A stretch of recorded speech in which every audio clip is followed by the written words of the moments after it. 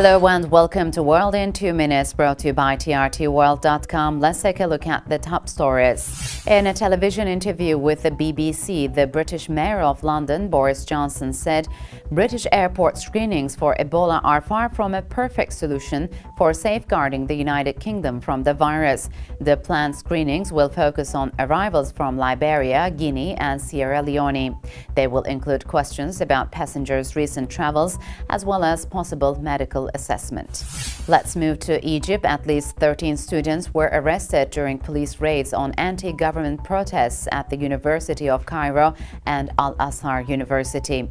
Students say new protests against what they call repressive university policies and the toppling of the Morsi government are underway as a new academic year begins. According to student leaders, more than 1,800 people have been jailed for opposing President Sisi's leadership since he seized power from Morsi last year. In our next story, the European Commission will give 3.9 million euros in aid to humanitarian groups helping refugees from the besieged Syrian border town of Kobani.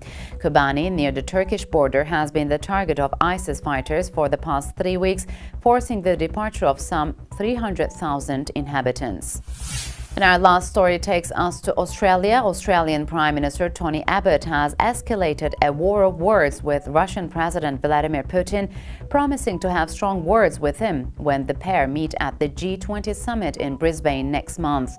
Abbott's vow to confront Putin comes after the loss of Australian lives in the MH17 Malaysian Airlines tragedy and marks an escalation of tensions between the two nations.